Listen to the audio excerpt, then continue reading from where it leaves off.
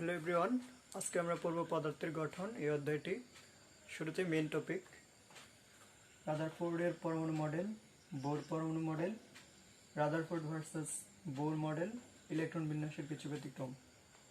যেহেতু আমরা পদার্থের গঠন এই অধ্যায়টি পড়তেছি, শুরুতে জেনে নেব পদার্থ কাকে বলে। পদার্থ হচ্ছে যার ভর আছে, আকার আছে, আয়তন আছে এবং জায়গা দখল করে, তাকে পদার্থ বলা হয়। পদার্থ অণু অথবা পরমাণু দ্বারা গঠিত হয়। পরমাণু হচ্ছে মৌলিক পদার্থের ক্ষুদ্রতম কণা আর অণু হচ্ছে যৌগিক পদার্থের ক্ষুদ্রতম কণা।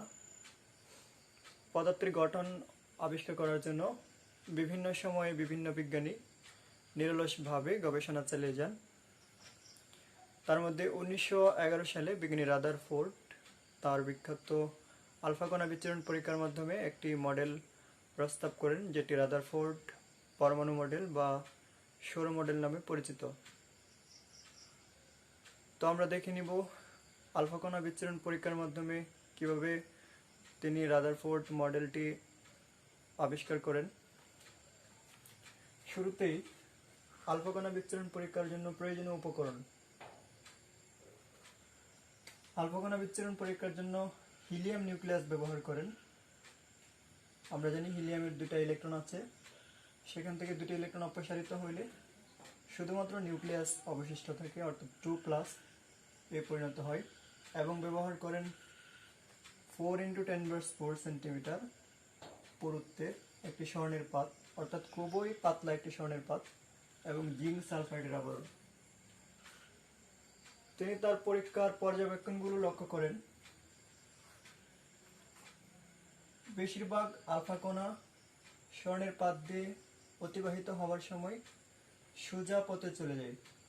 প্রায় 99% আলফা কণা স্বর্ণের পাত অতিক্রম করার সময় সোজা পথে চলে যায়। খুব অল্প সংখ্যক আলফা কণা স্বর্ণের পাত অতিক্রম করার সময় তার গতিপথ থেকে সামান্য বেঁকে জিঙ্ক সালফাইডের পর্দায় আলোকিত করে তোলে, এবং মাত্র প্রতি 20,000-এর মধ্যে একটি মাত্র আলফা কণা তার গতিপথে থেকে সরাসরি বিপরীত দিকে ফিরে আসে।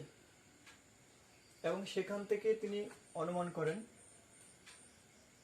আমরা জানি যেহেতু আলফা কণা পজিটিভ চার্জ যুক্ত, যেহেতু একটি কণা ফিরে আসছে অবশ্যই সেখানে কোনো না কোনো পজিটিভ চার্জ যুক্ত, যে কারণে বিকর্ষিত হয়ে একটি মাত্র কণা ফিরে আসে এবং সেটি খুব অল্প সংখ্যক জায়গা।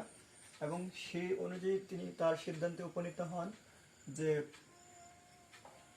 পরমাণুর কেন্দ্রে একটি ধনাত্মক চার্জ বিশিষ্ট ভারী বস্তু বিদ্যমান, যাকে তিনি নিউক্লিয়াস নাম দেন।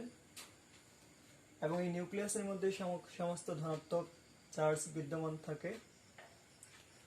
তার অন্যান্য স্বীকার্যগুলোর মধ্যে ছিল পরমাণু সামগ্রিকভাবে বৈদ্যুতিক নিরপেক্ষ, অর্থাৎ চার্জ নিরপেক্ষ। তার কারণ হচ্ছে পরমাণুর কেন্দ্রে যতগুলো ধনাত্মক চার্জ বিশিষ্ট প্রোটন বিদ্যমান, তার কক্ষপথগুলোর মধ্যে সমান সংখ্যক ঋণাত্মক চার্জ বিশিষ্ট ইলেকট্রন বিদ্যমান, যে কারণে পরমাণু সামগ্রিকভাবে চার্জ নিরপেক্ষ। তিনি তার প্রস্তাবনায় বলেন, সৌরজগতের গ্রহসমূহ সূর্যকে কেন্দ্র করে যেভাবে তাদের নির্দিষ্ট কক্ষপথে ঘুরতে থাকে, ইলেকট্রন সমূহ নিউক্লিয়াসকে কেন্দ্র করে ঘুরতে থাকে।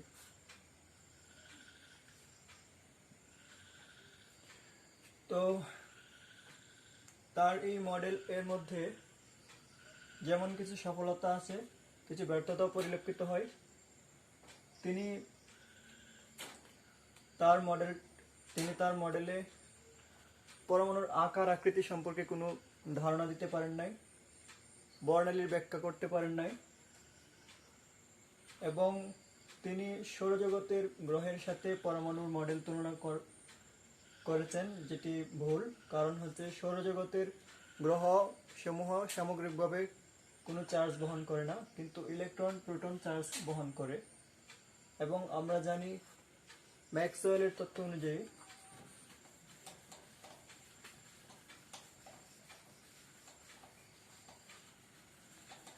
তিনি তার মডেলে পরমাণুর কক্ষপথগুলোকে নিরবিচ্ছিন্নভাবে উপস্থাপন করেন, অর্থাৎ তার মতে কক্ষপথগুলো নিরবিচ্ছিন্ন পরস্পর সংযুক্ত অবস্থায় থাকবে। তো ম্যাক্সওয়েলের তত্ত্ব অনুযায়ী চার্জযুক্ত কোনো বস্তু যদি নিরবিচ্ছিন্ন কক্ষপথে ঘুরতে থাকে তাহলে সেটি আস্তে আস্তে তার কক্ষপথচ্যুত হয়ে কেন্দ্রে পতিত হবে, সেই হিসাবে পরমাণুর অস্তিত্বই বিনষ্ট হয়ে যায়। তো রাদারফোর্ডের পরমাণু মডেল এরপর বিশ্লেষণ করে পরবর্তীতে বিজ্ঞানী নিলস বোর আরও একটি পরিবর্তিত এবং সংশোধিত পরমাণু মডেল প্রস্তাব করেন, যেটি বোর পরমাণু মডেল নামে পরিচিত।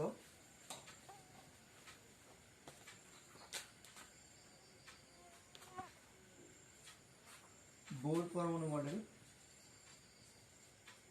বোর পরমাণু মডেল 1913 সালে, অর্থাৎ রাদারফোর্ড পরমাণু মডেল থেকে আরও 2 বছর পর তিনি তার পরমাণু মডেল প্রস্তাব করেন। সেখানে তিনি তার স্বীকার্যগুলো বলেন। ইলেকট্রনসমূহ নির্দিষ্ট কতগুলো বৃত্তাকার কক্ষপথে ঘূর্ণায়মান থাকে এবং সেগুলোকে প্রধান কোয়ান্টাম সংখ্যা n = 1 2 3 ইত্যাদি অনুযায়ী ক্রমান্বয়ে k m n l ইত্যাদি দ্বারা চিহ্নিত করা হয়। অর্থাৎ বোর পরমাণু মডেলটি বৃত্তাকার কতগুলো কক্ষপথ,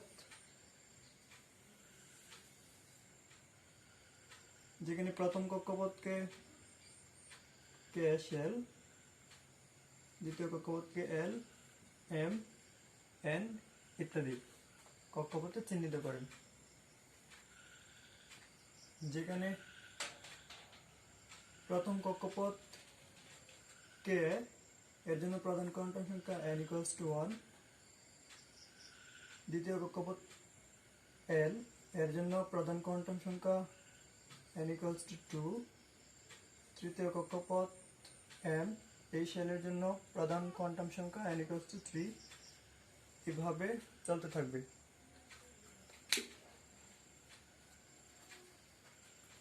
তার দ্বিতীয় স্বীকার্যটি ছিল কৌণিক ভরবেগ সম্পর্কিত স্বীকার্য। সেখানে বলেন ঘূর্ণায়মান ইলেকট্রন এর কৌণিক ভরবেগ mvr হচ্ছে h/2π এর পূর্ণ সংখ্যার সরল গুণিতক, অর্থাৎ কৌণিক ভরবেগ এর মান এই ধ্রুবক, যেখানে h হচ্ছে প্লাঙ্কের ধ্রুবক, 2π এই ধ্রুবকটি এর সরল গুণিতক। প্রথম কক্ষপথে ঘূর্ণায়মান ইলেকট্রনের ক্ষেত্রে কৌণিক ভরবেগের মান 1 × h/2π, দ্বিতীয় কক্ষপথে ঘূর্ণায়মান ইলেকট্রনের জন্য কৌণিক ভরবেগের মান 2 × h/2π, এভাবে তৃতীয় কক্ষপথ চতুর্থ কক্ষপথের ক্ষেত্রে 1 2 3, অর্থাৎ এই সংখ্যাটি সবসময় পূর্ণ সংখ্যার সরল গুণিতক হবে, ভগ্নাংশ সংখ্যার সরল গুণিতক হবে না। এবং রাদারফোর্ড তার বোর তার পরমাণু মডেলের সর্বশেষ স্বীকার্য বলেন ইলেকট্রন সমূহ একটি মাত্র কক্ষপথে ঘূর্ণায়মান অবস্থার সময়, একই কক্ষপথে ঘূর্ণায়মান থাকার সময় সে কোনো শক্তি শোষণ বা বিকিরণ করে না, কিন্তু ইলেকট্রন সমূহ উচ্চ কক্ষপথে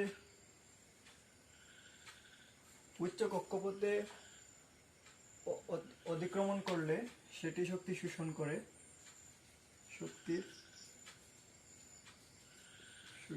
করে, উচ্চ কক্ষপথে অতিক্রমণ করে। উচ্চ কক্ষপথ থেকে পুনরায় শক্তি বিকিরণ করে সেটি নিম্ন কক্ষপথে ফিরে আসে। বিকিরিত শক্তিটি যদি দৃশ্যমান আলোর সীমানায় পাওয়া যায় তাহলে সেই শক্তিটি আমরা বর্ণালী হিসাবে দেখতে পাই, যেটাকে বলা হয় বর্ণালী, এবং এটার মাধ্যমে বিজ্ঞানী বোর তিনি বর্ণালী ব্যাখ্যা করতে সক্ষম হন। বোর পরমাণু মডেলের যথেষ্ট সফলতা থাকা সত্ত্বেও কিছু সীমাবদ্ধতা পরিলক্ষিত হয়। যেমন তিনি এক ইলেকট্রন বিশিষ্ট পরমাণুর বর্ণালী ব্যাখ্যা করতে পারলেও একাধিক ইলেকট্রন বিশিষ্ট পরমাণুর বর্ণালী ব্যাখ্যা করতে পারেন নাই, এবং তিনি তার বর্ণালী ব্যাখ্যায় একটি পুরুত্ব সম্পন্ন রেখার কথা বলেন, কিন্তু সূক্ষ্ম বর্ণালী বিজ্ঞান যন্ত্রের মাধ্যমে পর্যবেক্ষণ করলে পাওয়া যায় এই রেখাগুলো সূক্ষ্ম সূক্ষ্ম কতগুলো রেখার সমষ্টি, অর্থাৎ একটি পুরুত্ব সম্পন্ন রেখা সেটি ভুল, অনেকগুলো সূক্ষ্ম রেখার সমষ্টি সেটি হবে বর্ণালীর চিত্র। তো এই ছিল বোর পরমাণু মডেল। আমরা এখন যদি বোর পরমাণু মডেল এবং রাদারফোর্ড পরমাণু মডেল একটু পার্থক্য করে বোঝার চেষ্টা করি।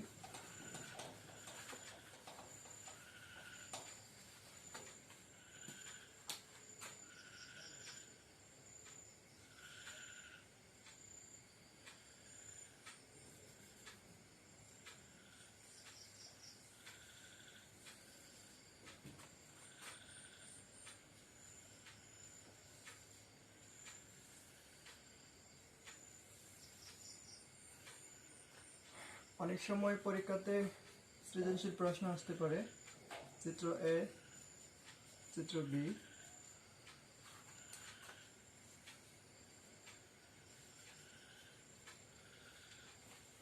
এবং চিত্র এ এবং বি চিহ্নিত করার পর প্রশ্ন আসতে পারে উদ্দীপকের এ চিত্রের স্বীকার্য ব্যাখ্যা করো, এবং অথবা বি চিত্রের স্বীকার্য ব্যাখ্যা করো, অথবা আসতে পারে এ চিত্র এবং বি চিত্রের মধ্যে পার্থক্য ব্যাখ্যা করো, অথবা আসতে পারে এ চিত্র অথবা বি চিত্রের পরমাণু গঠনের মধ্যে কোন মডেলটি স্থায়ী।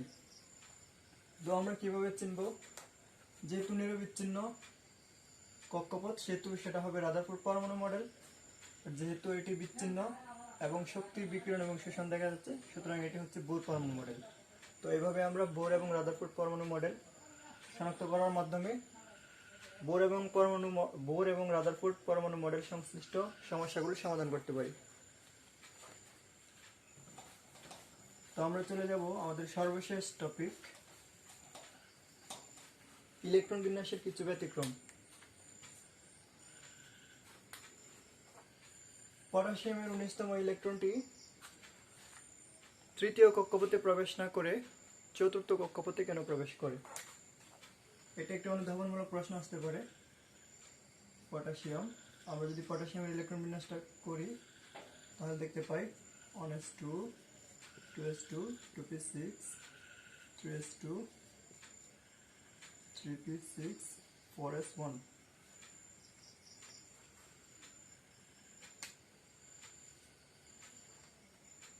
তো আমরা দেখতে পাচ্ছি তৃতীয় কক্ষপথ পূর্ণ না করে পটাশিয়ামের 19তম ইলেকট্রন চতুর্থ কক্ষপথে প্রবেশ করে।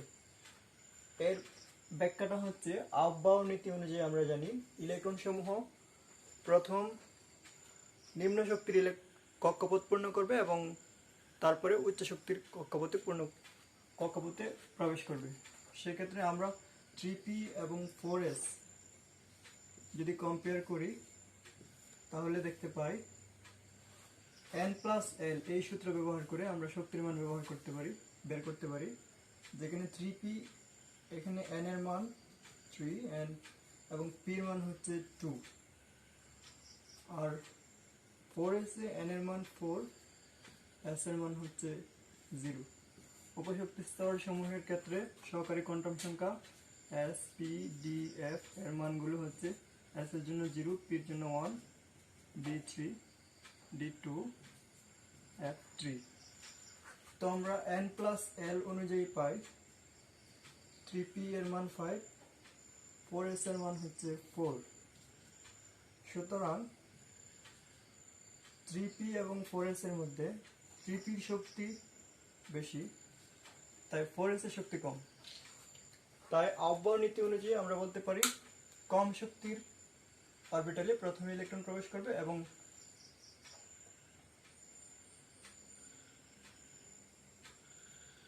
দুঃখিত একটু ভুল হয়েছে, এখানে 3D তে প্রবেশ করলো না কেন সেই প্রশ্নটি। পটাশিয়ামের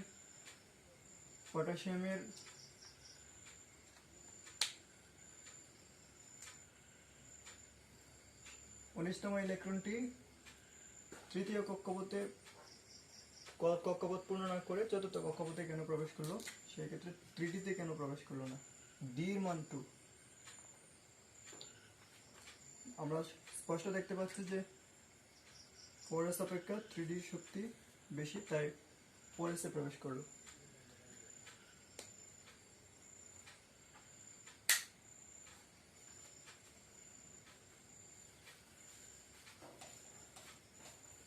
আরো একটি সমস্যা আসতে পারে অনুধাবনমূলক প্রশ্ন হিসেবে, ক্রোমিয়ামের ইলেকট্রন বিন্যাসটি ব্যতিক্রম ব্যাখ্যা করতে চাওয়া হয়। ক্রোমিয়ামের ইলেকট্রন বিন্যাস করলে আমরা পাই 1s2 2s2 2p6 3s2 3p6 4s 3d।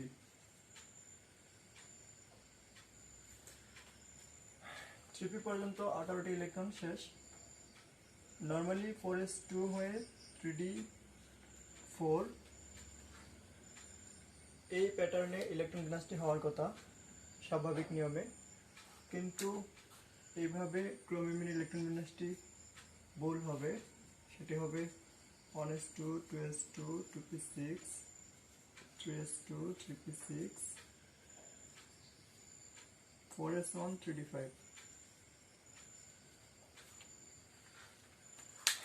এর কারণ হচ্ছে অরবিটাল সমূহ অর্ধপূর্ণ অথবা পূর্ণ অবস্থায় সর্বাধিক স্থিতিশীলতা অর্জন করে। আমরা জানি s অরবিটালের ক্ষেত্রে একটি মাত্র ইলেকট্রন, সর্বোচ্চ দুটি ইলেকট্রন সে নিতে পারে, তার পূর্ণ অবস্থা হচ্ছে s2 আর অর্ধপূর্ণ হচ্ছে s1। p অরবিটালের ক্ষেত্রে সর্বোচ্চ 6টি ইলেকট্রন থাকতে পারে, তার পূর্ণ 6, অর্ধপূর্ণ 3। d অরবিটালের ক্ষেত্রে সর্বোচ্চ 10টি ইলেকট্রন থাকতে পারে, সেই ক্ষেত্রে তার পূর্ণ ইলেকট্রন সংখ্যা 10 এবং অর্ধপূর্ণ হচ্ছে 5। এবং f এর ক্ষেত্রে পূর্ণ ইলেকট্রন d14 এবং অর্ধপূর্ণ হচ্ছে f14 এবং অর্ধপূর্ণ হচ্ছে f7। তো আমরা দেখতে পাচ্ছি d 5টি ইলেকট্রন হলো অর্ধপূর্ণ, সেজন্য সেটি সর্বাধিক স্থিতিশীলতা অর্জন করার জন্য পার্শ্ববর্তী অরবিটাল s থেকে একটি ইলেকট্রন গ্রহণ করার মাধ্যমে সে অর্ধপূর্ণ অবস্থায় প্রাপ্ত হয়েছে। একইভাবে ক্রোমিয়ামের কপার ইলেকট্রন বিন্যাসটি ব্যতিক্রম, সেটি নিজে নিজে। So no more today. Thanks to all.